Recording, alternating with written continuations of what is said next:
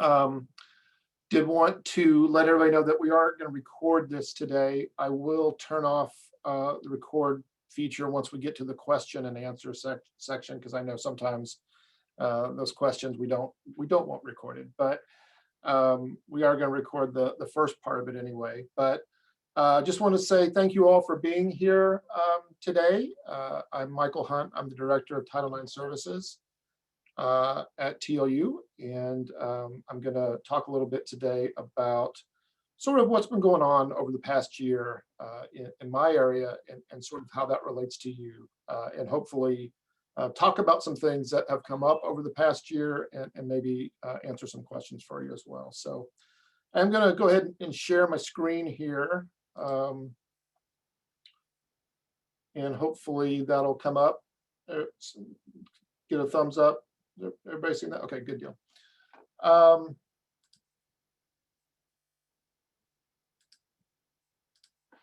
Okay, so as I mentioned, we are going to talk about my area, which is Title IX services. And so by default, we are going to touch on some topics which obviously can be triggering for folks. We aren't going to talk about anything in depth or anything that I think will be terribly triggering, but you never know.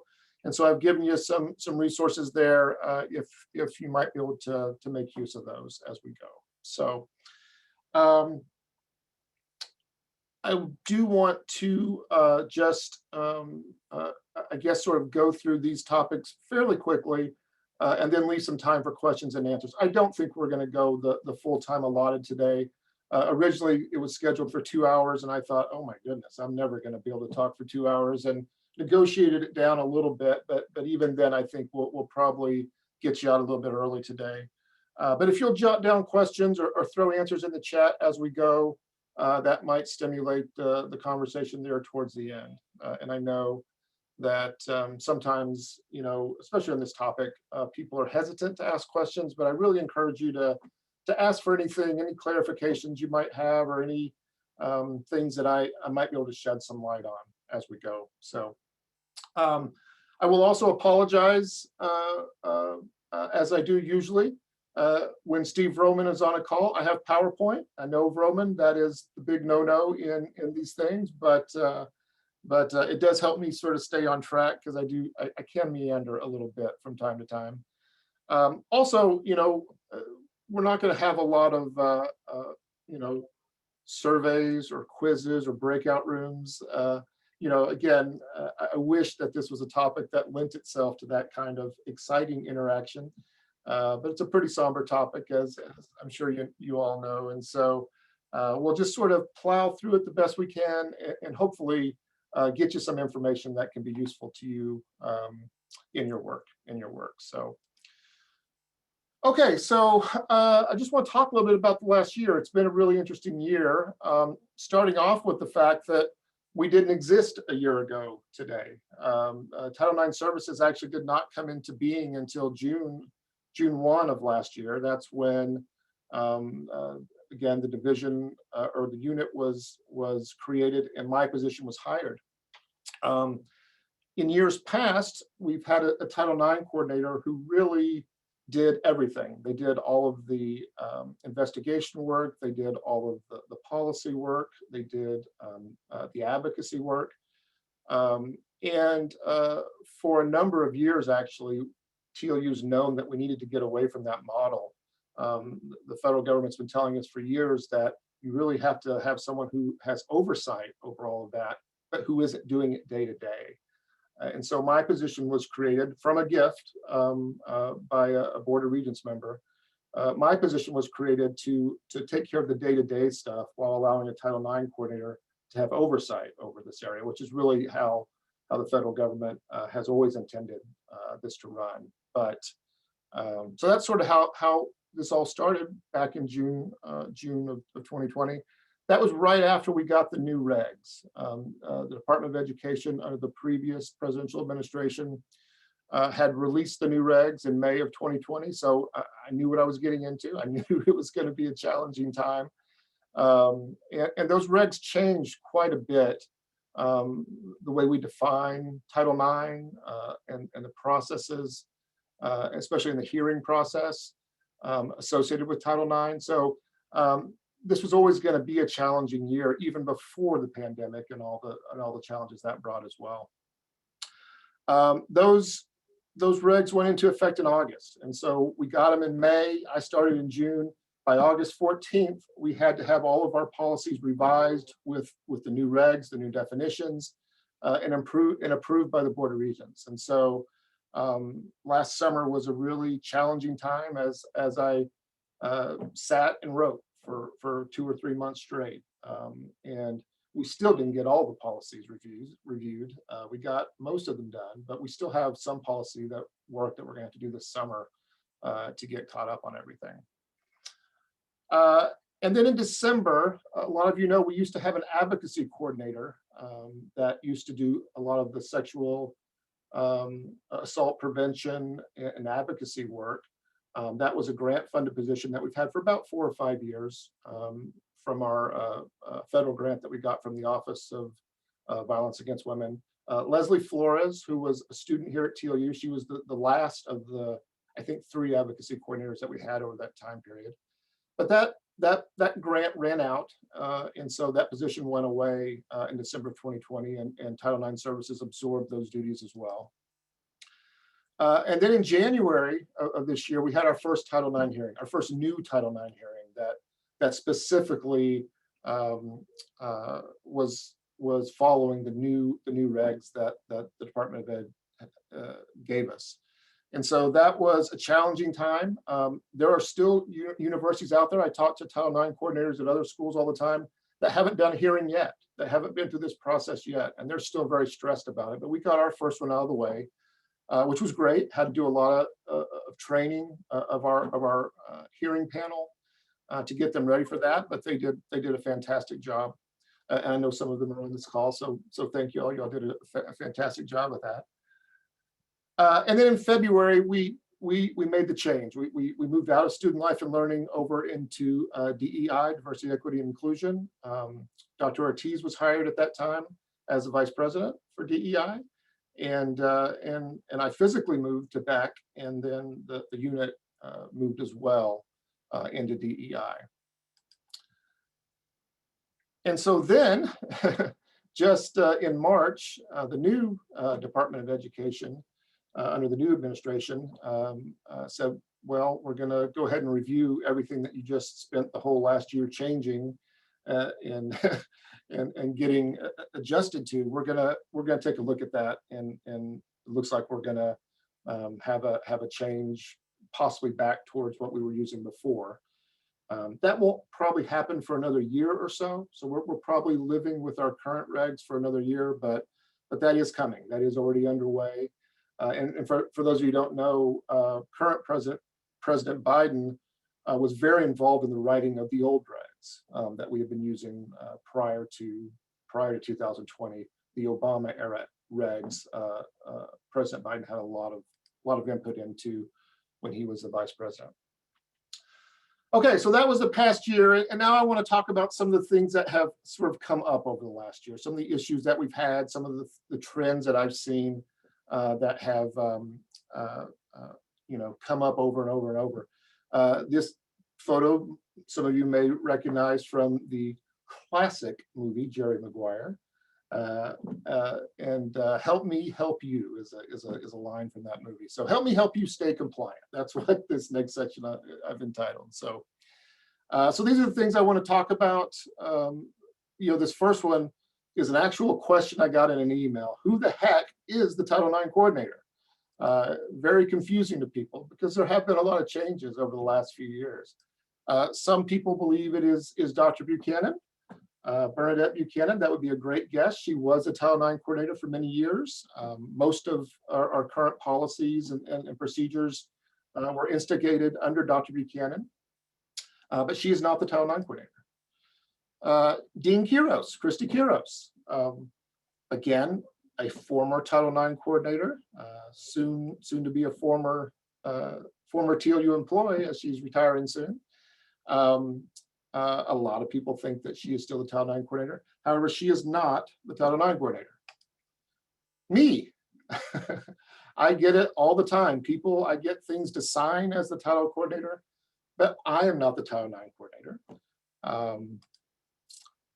Trent Reznor, the lead singer of Nine Inch Nails, he is not the Title IX coordinator. That's just silly. I don't even know why that's in there. How did that get in there? But he also is not the Title IX coordinator. No, and in fact, it is this guy, my new boss, Dr. Ortiz, in the office next to me right now.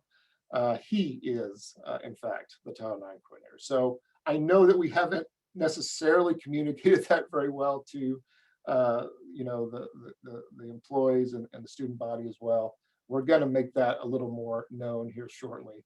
But Dr. Ortiz is, in fact, the Title IX coordinator. So, and this is the team. And I think most of you know that most of these folks are, most of these folks. But Dr. Ortiz, Dr. Buchanan still is on the team as the Senior Deputy Title IX Coordinator, Toy Turner, Dave Legore, Troy Patterson, Kyle Witch, myself, and Tim Westmoreland actually is the newest Deputy Title IX Coordinator from Residence Life.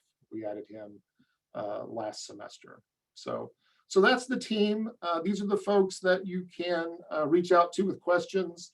In theory, Dave Legore is the deputy for faculty, but you can reach out to anyone on this page if you have questions or if you have a report to make as well. All right, so a couple of the issues that we've seen over the past year, again, kind of happening over and over and over. And I understand why it happens. None of the things I'm going to talk about today am I, upset about or scolding anyone about. This is not.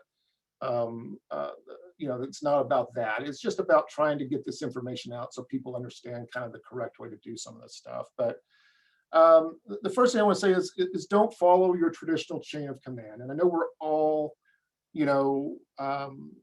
sort of conditioned to do that, to send a copy, right, to our department head or to Dr. Ferguson as the provost. We're all sort of conditioned to make sure that other people are aware of what we're doing. But in the case of Title IX reports, that is not the proper procedure. So we have federal law, which sort of mandates how we handle things. We also have these state laws that are specific to Texas about maintaining privacy and confidentiality of involved parties. And so anyone who is considered not need to know, and need to know is very narrowly defined. It's basically the investigators. Those are the only people who should have that information. So when you report something, we're going to talk about how to report in a moment, but do not copy other people. Don't copy your department head. Don't copy Dr. Ferguson. Don't copy UPD. None of those folks are need to know, unless they just happen to be need to know. If you worked in Dave Legore's department, he's the chair of dramatic media, and you copied him as your department head, you'd actually be okay because he's a deputy Title IX coordinator. But generally speaking, we don't want to copy anybody. Just send it out. And I do want to say that if you accidentally do that, because it happens all the time, that person needs to report to me as well. I need to get a report from every single person who has information. And again, I think we've sort of hammered this home already, but the state is not very forgiving. Well, it's not forgiving at all about non-reporting, right?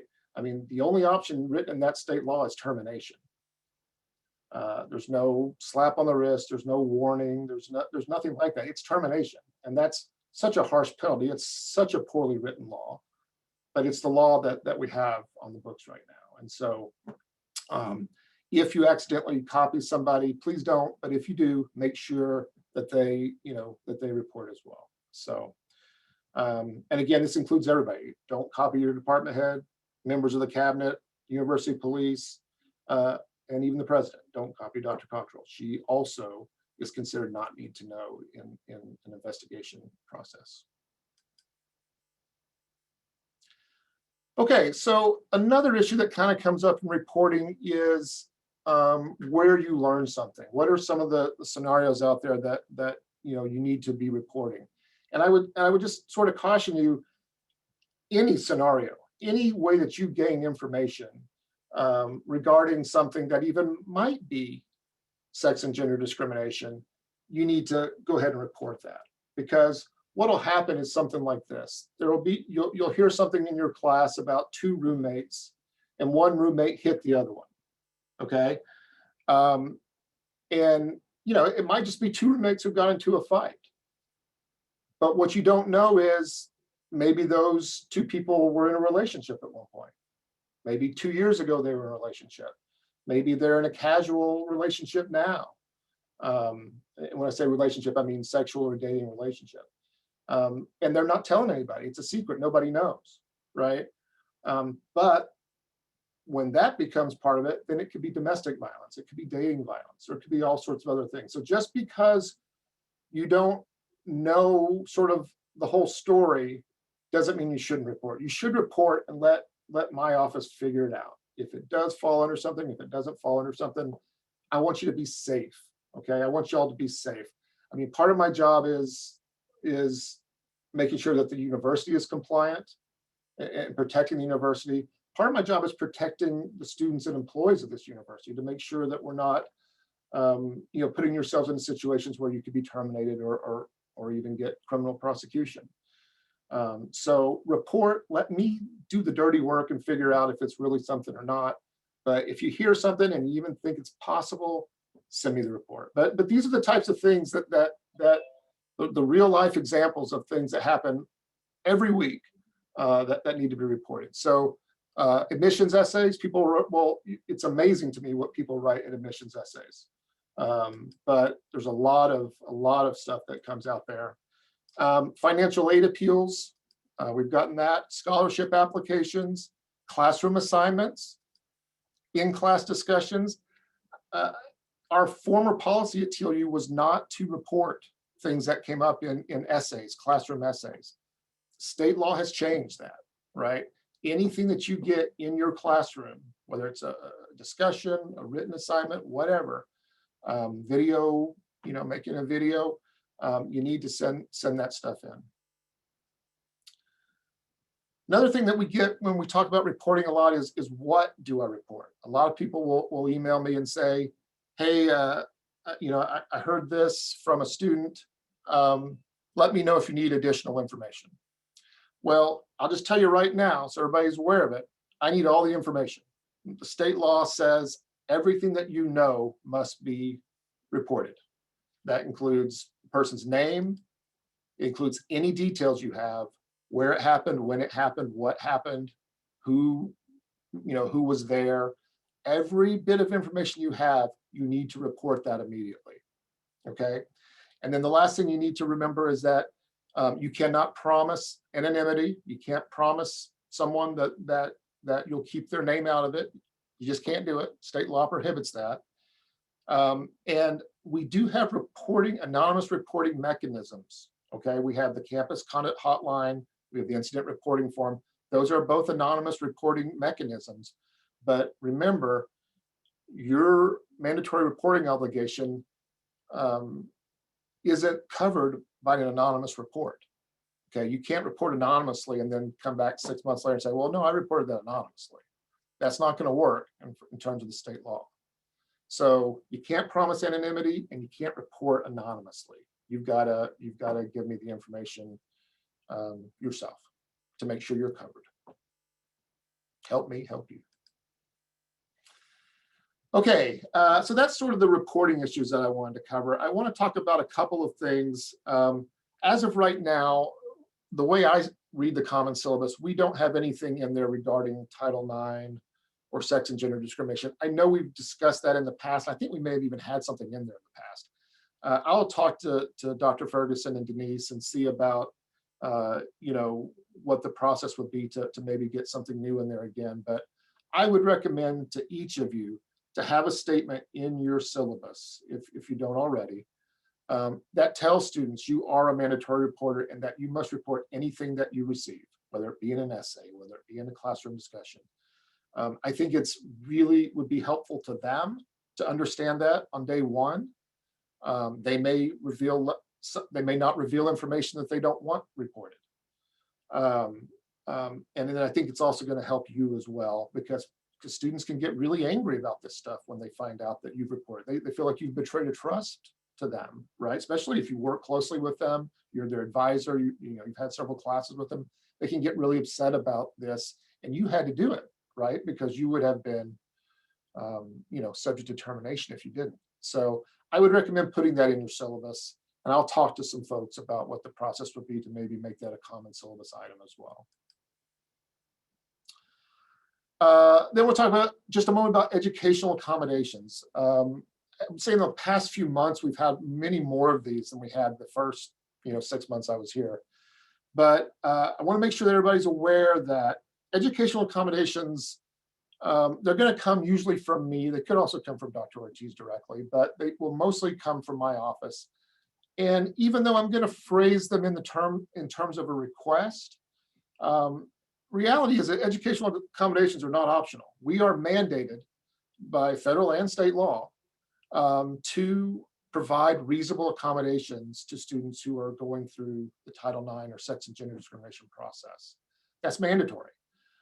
Now, when I send you that email request, that would be the time for you to say to me, well, Michael, what you're requesting isn't necessarily reasonable. Okay, I mean, I get what you're asking, but it's not reasonable for this reason or this reason or that reason. Give me that if that's the case, right? And then I'll submit that to Dr. Ortiz. He's the final arbiter of what is reasonable and what is not reasonable. I will tell you that classroom policy, my classroom policy is that is likely not going to be a reasonable exception. Okay, federal law, state law is going to trump your particular classroom management policy. So, but just be aware of that you do sort of have that ability to tell me why or why not you think that's a reasonable request, but ultimately I'm not going to make that decision. That's going to come from the Title IX coordinator. And then just once you do become involved in an educational accommodation request, don't go to the student and ask for details. Don't go to the student and try to, even if it's coming from a good place where you're trying to offer support, is there anything I can do to help you?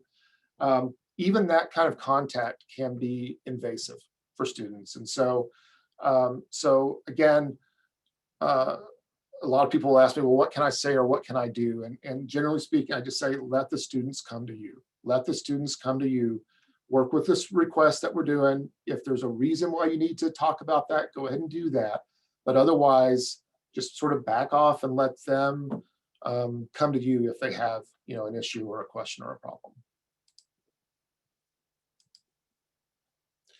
So some of the types of educational accommodations that you could be requested to make are extra time for assignments, changes in schedule, and that can be moving somebody from one section to another, for instance, if there's multiple sections of the same class or same lab. Withdrawal from class or classes without financial penalty or any other type of penalty. Again, that's a federal requirement. Excused absences, if they're having to miss class for counseling sessions, for court sessions, or other things of that nature, those will be excused absences. Rescheduling exams, I know that is a pain in the butt. I know that is a huge, huge problem. But again, that's generally considered a reasonable accommodation. Attending virtually, that's less of an accommodation this year because so much of it was attending virtually, right? But in the previous world, attending virtually was a common accommodation. And then finally, you may get notice of a no contact order. And there's always some confusion on how no contact orders work. No contact orders specifically prohibit communication between parties.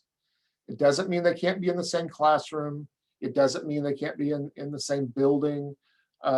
What it means is they can't communicate with each other, and you should make every effort, if you're aware of it, to either separate them, if you do seating, seat them on opposite sides, or don't place them in groups together, that type of thing.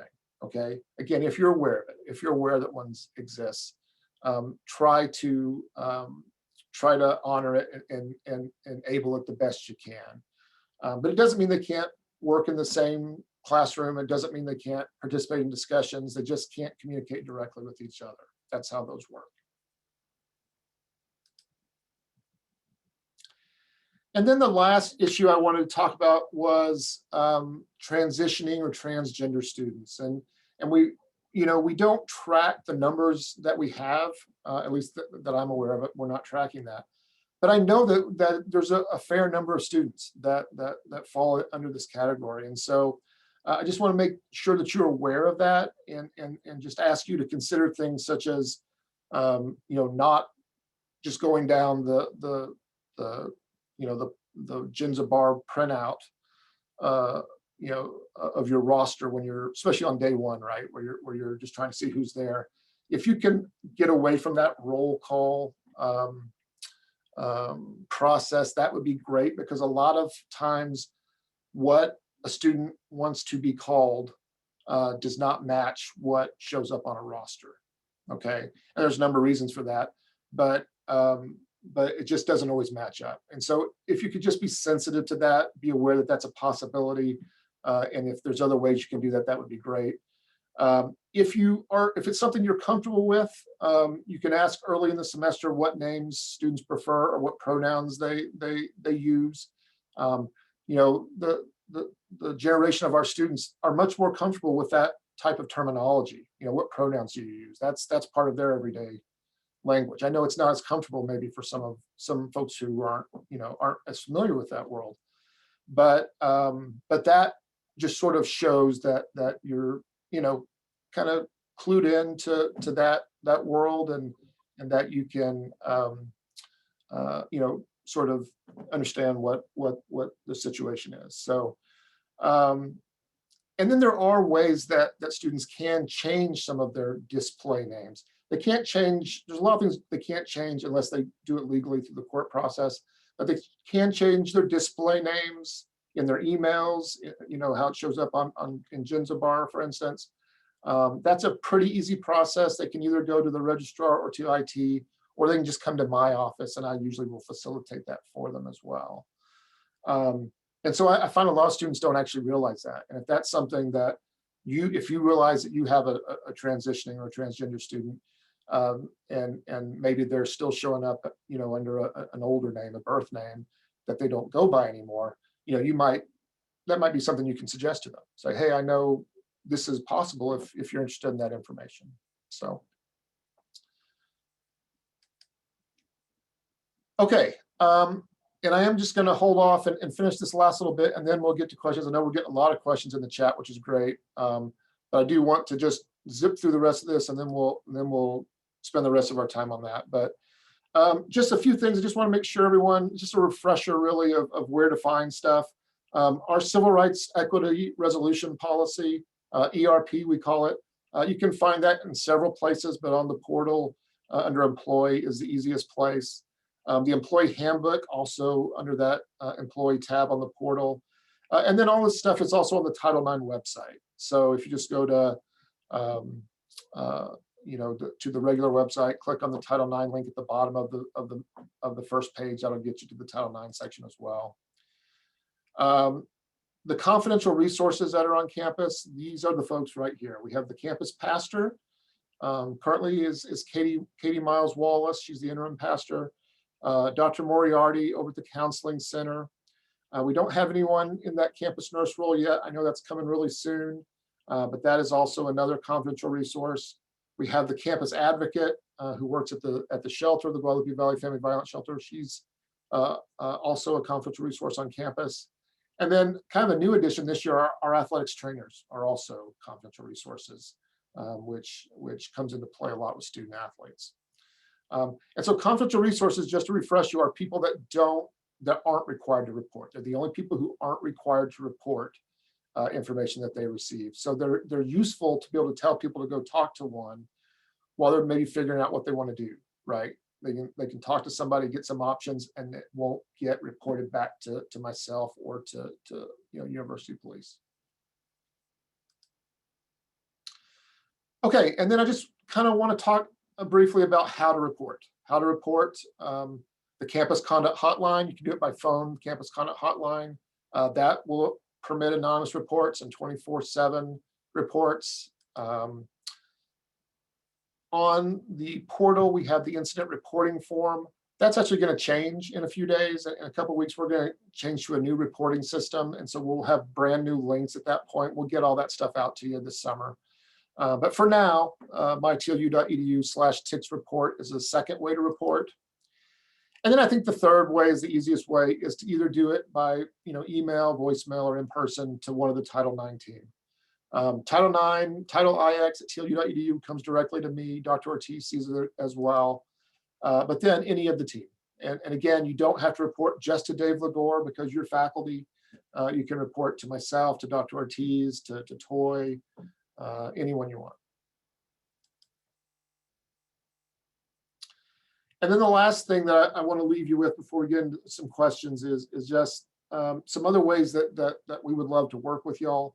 We have the Don't Cancel Class initiative. So again, this year was a little different because of our format and so many things were online. But if you have classes that you need to cancel for whatever reason, the bystander intervention team, which I'm part of, can come in and lead discussions in your class. And we have a variety of topics, and we're always looking to do more of that. So anytime that you need to cancel class for a conference or for whatever reason, please reach out and let us do something for you there. I send you a lot of emails this year. I know you probably got sick of seeing emails from me, but we're doing a lot of programming. All the advocacy awareness months, for instance. We do 2 or 3 programs a month for those things, and anything that you can do to encourage students to attend. This year was tough, I know, but we would love to do that. We would love to come to classes and just talk for 5 minutes about an upcoming program. Anything like that, we're available and willing to do. Right. So if you have any interest in any of those, let us know, and we can come and just reach out and talk to folks. And then finally, I send you the newsletter every month. It's not very long, but it's just got kind of what's going on in that month. And, if you can share that with others, that's great. If you're a social media person, we post a lot on Instagram. Feel free to come over there. We had a TikTok account for a while, but man, TikTok was just over my head. After a month of that, I was like, hunt out. It was a challenge. I may go back at some point, but I'm just not a TikTok guy yet. And then all of the videos that we do, and we'll put this one up there as well at some point, is also on our YouTube channel. So Take a Stand is the brand for Title IX services. You can look us up, Take a Stand on Instagram, Take a Stand on YouTube. That's sort of where you can find us on the social media world. Okay, so I am going to go ahead and stop there, stop sharing, and then I'll also stop recording.